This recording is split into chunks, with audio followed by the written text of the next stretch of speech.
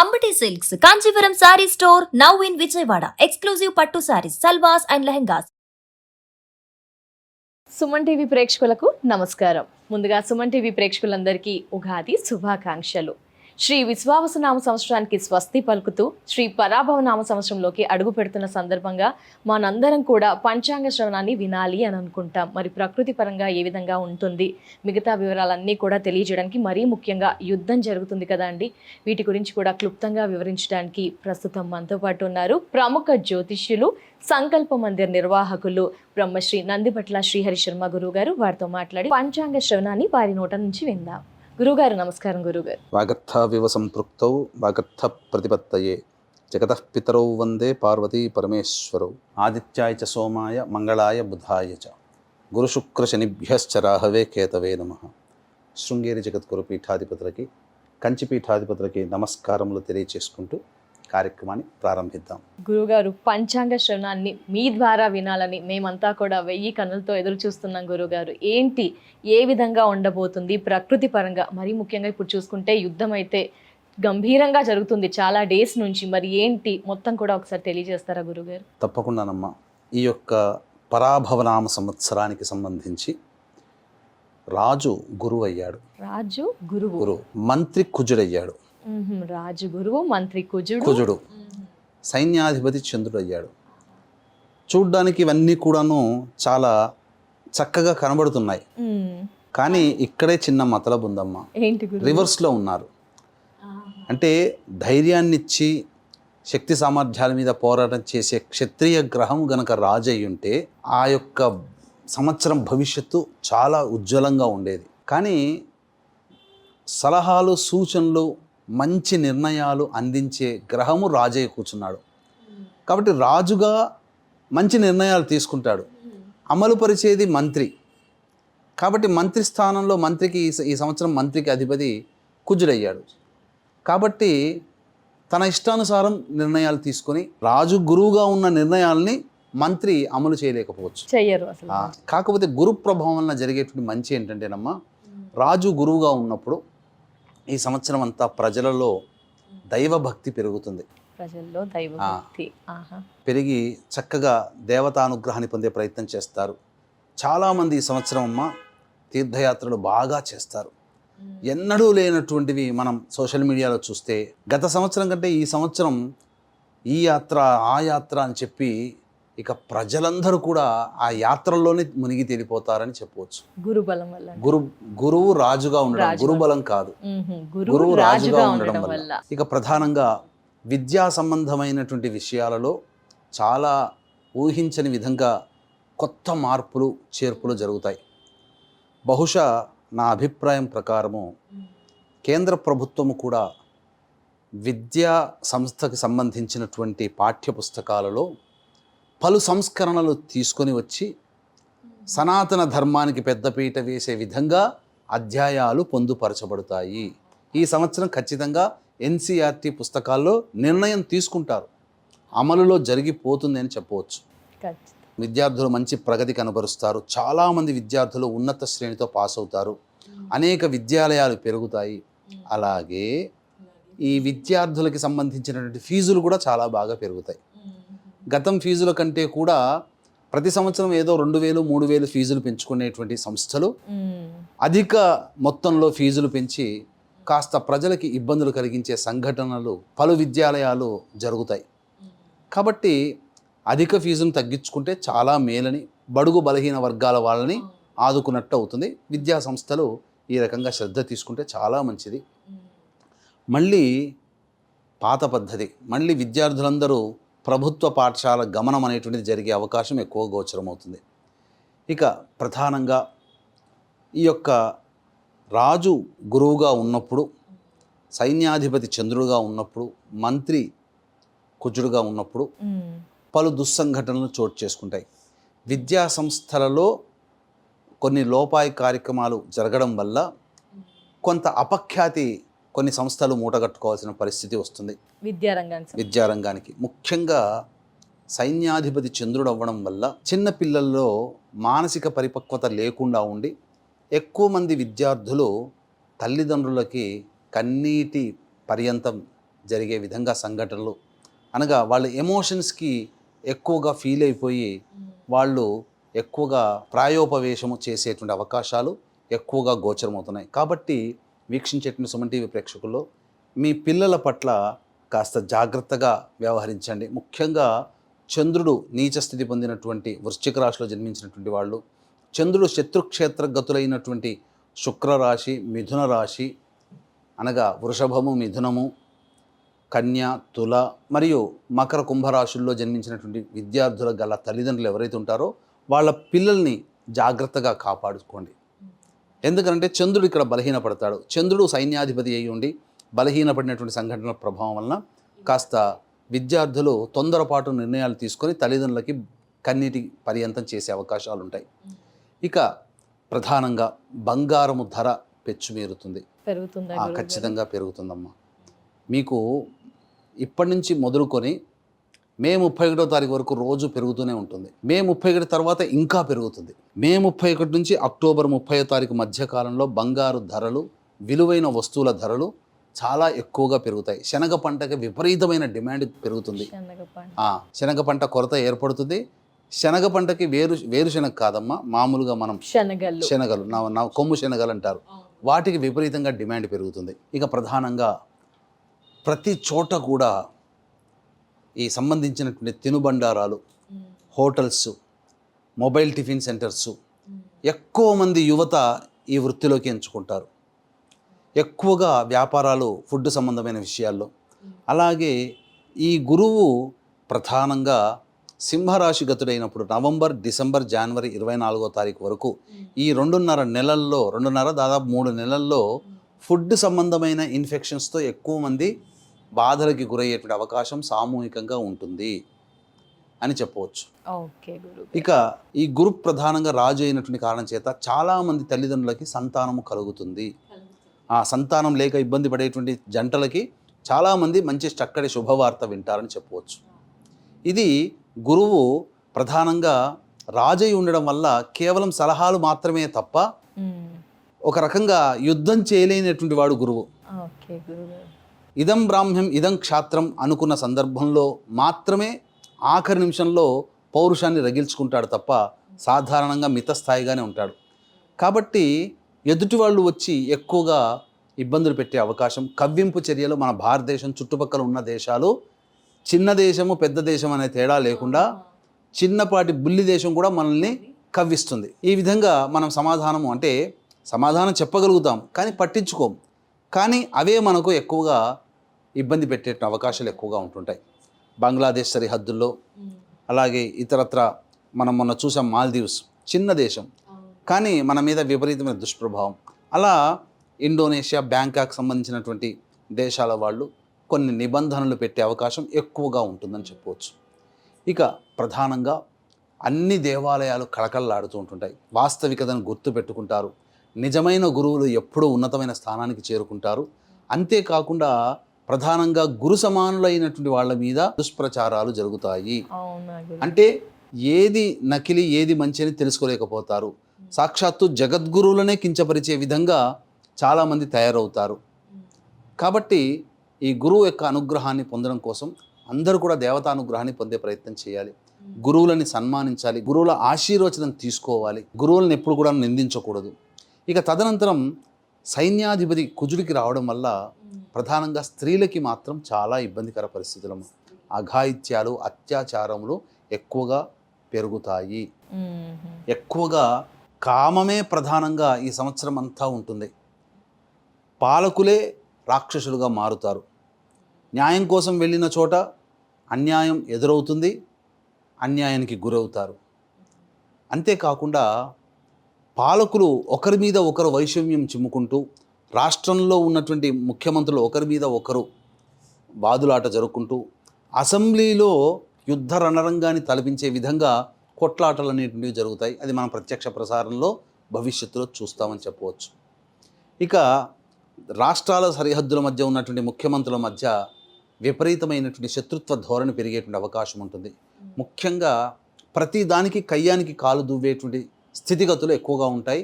మరీ ముఖ్యంగా ఈ కుజుడు మంత్రి అవ్వడం కారణం చేత అగ్ని ప్రమాదాలు బాగా పెరుగుతాయి. ఎండలు విపరీతముగా కాస్తాయి. కందుల ధరలు, మిరియాల ధరలు, పచ్చిమిర్చి, ఎండుకారం ధరలు ఆకాశాన్ని అంటుతాయి. అయ్యో. తద్వారా ఇవన్నీ జరుగుతాయి. కాబట్టి అగ్ని ప్రమాద చర్య నివారణ చర్యలు ప్రతి రాష్ట్ర ప్రభుత్వము ముందస్తు చర్యంగా జాగ్రత్త పడాల్సిందే, అలర్ట్ అని చెప్పవచ్చు. ఇక సైన్యాధిపతి చంద్రుడు అవ్వడం వల్లనమ్మా ప్రధానంగా మనుషులలో తీవ్రమైనటువంటి మానసిక ఆవేదనలు ఎక్కువగా ఉంటాయి. పిల్లలే భరించలేక ఆత్మహత్య చేసుకుంటారంటే ఈ ప్రభావం పెద్దవాళ్ళ మీద కూడా పడుతుంది. చిన్నపాటి నిర్ణయాలకే ఎక్కువగా చాలామంది సూసైడ్ చేసుకునే అవకాశాలు ఎక్కువగా ఉంటాయి. కాబట్టి మనస్సుని కంట్రోల్ చేసుకునే విధంగా ధ్యానము, యోగా పద్ధతుల్ని పాటించాలి. సహనం ఎక్కువగా ఉండాలి. కానీ సహనం కోల్పోయి దేశ ప్రజలందరూ కూడా చిన్న చిన్న విషయాలకే తగులాడుకుంటుంటారు. రోడ్డు మీద పోతుంటుంటే చిన్న బట్ట ముక్క తగిలినందుకు కూడా కొట్లాటలు వస్తాయి చూడండి. అలా చిన్న చిన్న విషయాలకు కూడా కొట్లాటలు వచ్చే అవకాశాలు ఇరుగు పొరుగు వాళ్ళు ఎక్కువగా ఇబ్బందులు పడతారు. సైన్యాధిపతి చంద్రుడు అవ్వడం వల్ల ముఖ్యంగా ఎవరైతే పరిపాలకులు ఉంటారో వారు సరైనటువంటి నిర్ణయాలు తీసుకోలేకపోవడం వల్ల చిన్న చిన్న కారణాలకే ఎక్కువగా యుద్ధాలు అనేటువంటివి జరుగుతాయి. అంటే యుద్ధం జరగాలి, జన నష్టం జరగాలి, ఇవన్నీ దేశాధినేతల మీద చేతిలో ఉంటుంది కదా. ఒకప్పుడు మనం గమనించుకుంటే గత కొన్ని సంవత్సరాలుగా ముందు వెనక ఆలోచించి నిర్ణయం తీసుకొని తప్పదన్నప్పుడే యుద్ధానికి వెళ్ళేవాళ్ళు. ఇప్పుడు ఇగో ప్రాబ్లమ్స్తో ముందుకు యుద్ధానికి వెళ్ళిపోతున్నారు. ఇప్పుడు మనం జరుగుతున్నటువంటిది ఇరాన్ అండ్ ఇజ్రాయిల్ జరుగుతున్నటువంటి యుద్ధమే దీనికి కారణం. ఇగో ప్రాబ్లమ్స్తోనే జరుగుతున్నాయి తప్ప వాస్తవంగా యుద్ధం చేసుకునేంతగా లేదు. ఇగో సాటిస్ఫాక్షన్ కావట్లేదు. యుద్ధం మాత్రం ఇరాన్ ఇరాక్ యుద్ధం మాత్రం ఇప్పట్లో అయితే తగ్గదు. మార్చి 21 తర్వాత రవి మీనరాశిలోకి ప్రవేశిస్తాడు. కొద్దిగా వెసులుబాటు ఉంటుంది. కానీ మళ్ళీ ఏప్రిల్ 21వ తారీఖు రోజున కూడా కొంత అవకాశాలు వస్తాయి. యుద్ధ విరమణకి ఇరుపక్ష నేతలు వచ్చి సంప్రదింపులు జరగడానికి ఏప్రిల్ 21 తారీఖు అలాగే మార్చి 21 తారీఖు తర్వాత కొంతకాలము అవకాశాలు వస్తాయి. కానీ పాలకులు గనక సరైన నిర్ణయం తీసుకొని స్టాప్ చేసుకుంటే మార్చి 21 తారీఖు తర్వాత యుద్ధం తగ్గుముఖం పడుతుంది. లేదా ఏప్రిల్ 21 తర్వాతనైనా యుద్ధం తగ్గుముఖం పడుతుంది. పరిపాలకులలో సంబంధించి గనక నిర్ణయం తీసుకోకపోతే రావణ కాష్టంలాగా ఎప్పుడూ కార్చిచ్చుగా ఇక కంటిన్యూస్గా ఉంటుంది. ఒకప్పుడు రష్యా ఉక్రెయిన్ యుద్ధం జరిగింది 2023లో, కానీ ఇప్పటికీ జరుగుతూనే ఉంది. అలాగే ఇరాన్ అండ్ ఇజ్రాయిల్ ఇక యుద్ధం జరుగుతూనే ఉంటుంది. ఒక రకంగా చెప్పాలి అనంటే మంత్రిగా ఉండాల్సినటువంటి గురువు రాజవ్వడం, రాజుగా ఉండాల్సినటువంటి కుజుడు మంత్రి అవ్వడం వల్ల పరిపాలకులు సరైన నిర్ణయం తీసుకోలేకపోవడం వల్ల ఖచ్చితంగా ఇది థర్డ్ వరల్డ్ వారికి ప్రారంభ చర్యగా మనం భావించవచ్చు. ఇంతే కాకుండా శుభగ్రహమైనటువంటి గురువు, మరీ ముఖ్యంగా భూగ్రహానికి భూమికి చాలా ఉపయోగపడేటువంటి గురువు, రక్షణ కవచంలాగా కాపాడబడేటువంటి గురుగ్రహము తన యొక్క గమనము ఒకే సంవత్సరం 3 రాశుల్లో జరుగుతూ ఉంటుంది. ఇలా ఎప్పటి వరకు 2025లో ప్రారంభమైనటువంటి ఈ గురుగ్రహ గమనము 2032 వరకు ప్రతి సంవత్సరం ఒక్క రాశిలో ఉండాల్సినటువంటి వాడు 3 రాశులు తిరుగుతూ ఉంటుంటాడు. ప్రతి సంవత్సరం 3 రాశులు. దీని ప్రభావం వలన మీరు గమనించుకుంటే కాలము చాలా వేగంగా పరిగెడుతుంది. మీరు గమనించారా? అప్పుడే మార్చి వచ్చేసిందా, కొన్ని రోజులైతే మార్చి అయిపోతుంది. ఇలా ప్రజల్లో కాలం చాలా స్పీడ్గా తిరిగిపోతుంది. కాబట్టి ఆలోచన చేసి నిర్ణయం తీసుకునేంత సమయం ప్రజలకి ఉండదు. అందుకనే వేగంగా నిర్ణయం తీసుకొని మంచో చెడో అనుభవిస్తారు. కాబట్టి ఖచ్చితంగా ఈ యుద్ధం మాత్రం ముందుకు సాగేదే తప్ప ఆగిపోయేటువంటి ప్రసక్తి ఉండదు. ఒకవేళ అవకాశాలు మాత్రం మార్చి 21 తర్వాత కొంతకాలం ఉంటుంది. అలాగే ఏప్రిల్ 21 తర్వాత కూడా కొంతకాలం ఉంటుంది. మార్చి 21 తర్వాత ఉన్నటువంటి కాలాన్ని వినియోగించుకుంటే అక్కడితో కొద్దిగా సద్దుమణుగుతుంది. ఆ కాలాన్ని సద్వినియోగం చేసుకోకుండా మళ్ళీ ఇగో హట్ అయి మళ్ళీ యుద్ధం ప్రారంభం చేస్తే మళ్ళీ ఏప్రిల్ 21 తారీఖు వరకు యుద్ధం అనేటువంటిది అనివార్యం. తదనంతరం మళ్ళీ కొంతకాలం చర్చలు సఫలీకృతమైతే మంచిది, లేకపోతే మళ్ళీ ఇది అనివార్యంగా జరగవచ్చు. అణుబాంబు ప్రయోగాలకి కూడా దారితీయవచ్చు. ఎందుకనంటే ఇక్కడ రోజు రోజుకి కూడాను వీళ్ళ పరిస్థితులు చాలా విషమించి దాటిపోతున్నాయి. కాబట్టి ఏ నిర్ణయమైనా ప్రధానంగా పాలకులు నిర్ణయం తీసుకోవచ్చు. అందుకనే 3వ తారీఖు మార్చి రోజున ప్రశ్నా శాస్త్రం ద్వారా కట్టుకుంటే నాకు తెలిసినటువంటిది అర్థమైంది ఏంటంటే ఈ యుద్ధం ఇప్పట్లో చల్లారదమ్మా. కాబట్టి ప్రజలకి సంబంధించి చాలా పాలకులు సమాధానం చెప్పుకోవాలి. అన్నిటికంటే ముఖ్యంగా ఒకప్పుడు ఒక దేశంలో నుంచి ఇంకో దేశానికి యుద్ధం అయితే ఆ రెండు దేశాలే ఇబ్బందులు గురయ్యేది. కానీ వసుదైక కుటుంబంగా మారి ప్రపంచమే కుగ్రామంగా మారిపోయి ప్రతి దేశం యొక్క అవసరాలు ఇంకొక దేశం మీద ఆధారపడి ఉండడం, ఈ కారణం చేత ప్రపంచం మొత్తం కూడా సఫర్ అయ్యే అవకాశాలు ఎక్కువగా ఉన్నాయి. అణుయుద్ధానికి కూడా దారితీసే అవకాశాలు ముఖ్యంగా మార్చి 21 తర్వాత చర్చలు సఫలీకృతం కాకుండా ఉన్నందువలన ప్రత్యక్ష యుద్ధంలోకి వెళ్ళే అవకాశాలు ఉంటాయి. అంటే ఆన్ రోడ్ యుద్ధాలు అనేటువంటి జరుగుతాయి. ఇప్పటి వరకు ఎయిర్ టు ఎయిర్ జరిగాయి, ఇక ఆ ఎయిర్ టు ఎయిర్ ఉండదు, డైరెక్ట్గా సోల్జర్స్తో యుద్ధమే జరిగే అవకాశం ఉంటుంది. కాబట్టి ప్రధానంగా ఈ సంబంధించినటువంటి కలుషిత ఆహారం వల్ల ఈ సంవత్సరం చాలామంది రోగాల బారిన పడతారు. ముఖ్యంగా మన దేశం కూడా దానికి ఏం తీసిపోలేదు. మన దేశంలో కూడా ఇబ్బందులు అనేటువంటి ఎదురవుతాయి. కాకపోతే పాలకులు ప్రజల సంక్షేమం కోసం సమర్థవంతమైనటువంటి పథకాలు తీసుకురావడము, తద్వారా ప్రజలు చక్కగా సుఖంగా ఉండడము అనేటువంటి జరుగుతాయి.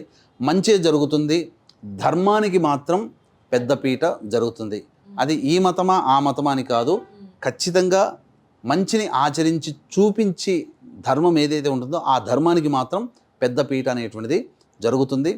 ప్రపంచం మొత్తంలో భారతదేశం విశ్వగురువుగా అవతరించడానికి బీజం ఈ యొక్క పరాభవనామ సంవత్సరంలో పడుతుంది. తద్వారా మన భారతదేశం యొక్క ప్రగతి ఇంకా ముందుకి అప్రతిహతంగా కొనసాగుతుందే తప్ప వెనక్కి సాగదు. గురువు రాజుగా ఉన్నటువంటి కారణం చేత ఇది జరగబోయేటువంటి అవకాశాలు మన భారతదేశానికి పుష్కలంగా ఉన్నాయి. అలాగే ఎన్నికలు అనేటువంటివి జరిగినటువంటి చోట ఈ సంవత్సరం, ఆ సంవత్సరం వరకు కూడా పరిపాలించిన నాయకులు పరాభవం చెందుతారు.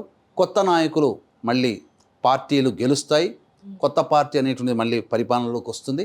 ఇలా ప్రతి చోట కూడా అదే రిపీట్ అయ్యే అవకాశాలు. ప్రకృతి పరంగా చూసినట్లయితే ఈ సంవత్సరం ఎండలు చాలా అధికంగా ఉంటాయి. కుజుడు మంత్రిగా ఉన్నటువంటి కారణం చేత భూమి అగ్నిగోళంగా మారిపోయే అవకాశం ఉంటుంది. ఇంకా ముఖ్యంగా మేఘాధిపతి అయినటువంటి వాడు బుధుడు అవ్వడం వల్ల, అలాగే నీరసాధిపతి గురుడు అవ్వడం వల్ల, ధాన్యాధిపతి కూడాను బుధుడు అవ్వడం వల్ల పంటల ధరలకి రెక్కలు ఎక్కువగా వస్తాయి. ప్రతి పంట కూడాను అధిక దిగుబడి, పత్తి పంట అధిక ధరకు వస్తుంది. అలాగే నవధాన్యాలు అపరాలు అని అంటారు ఆ పంటలు, ఆ ధరలు కూడా పెరుగుతాయి. అయితే వర్షపాతం మాత్రం సాధారణంగానే ఉంటుంది. అతివృష్టి అనావృష్టి అనేటువంటిది ఉండదు. కాకపోతే బాగా వర్షాలు పడ్డా అడవి కాచిన వెన్నెలలాగా అడవులు, పర్వత ప్రాంతాలు, లోయలు, గుట్టల్లోనే అధిక వర్షపాతం, జనసమూహంలో వర్షపాతము ఉండదు, సాధారణంగానే ఉంటుంది. కాబట్టి చక్కగా ఈ సంవత్సరం దైవానుగ్రహాన్ని అందరూ గనక పొందే ప్రయత్నం చేస్తే, రాజు గురుగా ఉన్నటువంటి కారణం చేత ప్రధానంగా అతి శీఘ్రంగా మనం అదృష్టం కొద్దీ మనం ఎక్కువ పుణ్యాన్ని సంపాదించుకోవడానికి మార్గాలు ఎక్కువగా ఉంటాయి. కాబట్టి అందరూ కూడా ధర్మ నిరతితో జీవించినట్లయితే తప్పకుండా మనం ఈ సంవత్సరం కాదు 2032 వరకు ఎన్ని ఇబ్బందులు అనేటువంటివి ప్రపంచవ్యాప్తంగా ఎన్నో జరుగుతున్నాయి, మన కంటితో చూస్తుంటాం. ఆ ఇబ్బందుల నుంచి అన్నిటి నుంచి బయటపడాలంటే మనం ఖచ్చితంగా ఈ సంబంధించినటువంటి దేవతా ఆరాధన ఎక్కువగా చేయాలి. ఎక్కువగా దేవాలయాలు, ముఖ్యంగా రాజు గురువుగా ఉన్నప్పుడమ్మా ప్రధానంగా జరిగేటువంటి సంఘటనలు తలుచుకుంటే చాలా ఆనందం వేస్తుంది. కాశీలో వివాదాస్పదంగా మారినటువంటి స్థలం ఏదైతే ఉంటుందో అది తీర్పు సిద్ధమైపోతుంది. మళ్ళీ అనేక కట్టడాలు, మందిరాలు నిర్మించి మన దేవాలయాల మీద మందిరాలు నిర్మించారు. ఆ ఆనవాళ్ళన్నీ కూడా కొత్తగా బయటికి వచ్చి అవంతా కూడాను ఒకప్పుడు హిందూ సనాతన ధర్మం ఇక్కడ ఉన్నది, ఆ దేవాలయాల ఆనవాళ్ళు ఉన్నాయని చెప్పి మళ్ళీ తిరిగి మన దేవాలయాల్ని మళ్ళీ తిరిగి మనం పొందుతాము. ముష్కరుల దాడిలో, మొఘల్స్ దాడిలో ధ్వంసమైన దేవాలయాలు పునరుద్ధరించబడతాయి. ప్రపంచవ్యాప్తంగా మన దేవాలయం, మన హిందూ సనాతన ధర్మ సంస్కృతికి సంబంధించినటువంటి ఆనవాళ్ళు, బీజాలు బయటపడతాయి. తద్వారా ప్రపంచమంతా కూడా ఒకప్పుడు ఉన్నది ఈ సనాతన ధర్మమే అని చెప్పి ప్రపంచవ్యాప్తంగా అందరూ అంగీకరించి మన ధర్మాన్ని ఆచరించడానికి ముందుకు వస్తారు. ఇదే సమయంలో మన భారతదేశం ఉన్నతమైనటువంటి స్థానానికి చేరుకొని మంచి అన్ని ప్రపంచానికి కూడా ఒక దిక్సూచిలాగా, ఒకప్పుడు నలంద, తక్షశిల విశ్వవిద్యాలయాలు పరిఢవిల్లినటువంటి మన దేశం ఎంతటి గొప్ప స్థానానికి పొందిందో అంతటి గొప్ప స్థానానికి పొందడానికి గల బీజము కారణం ఈ పరాభవనామ సంవత్సరంలో ఏర్పడి ఇంతింతై వటుడింతింతై తానింతింతై మరింతింతై అన్న చందంగా భవిష్యత్ అంతా కూడా భారతదేశానికే శుభసూచిక అని చెప్పవచ్చు. వింటుంటేనే అద్భుతంగా ఉంది గురుగారు. చూడాలి, ఇంకా చూసేస్తాం కూడా గురుగారు. ధన్యవాదాలు గురువుగారు. పంచాంగ శ్రవణాన్ని శ్రీ పరాభవనామ సంవత్సరం ఎలా ఉంటుంది తెలియజేసినందుకు ధన్యవాదాలు గురువుగారు. నమస్కారం. సర్వం శ్రీ ఉమామహేశ్వర పరబ్రహ్మార్పణమస్తు.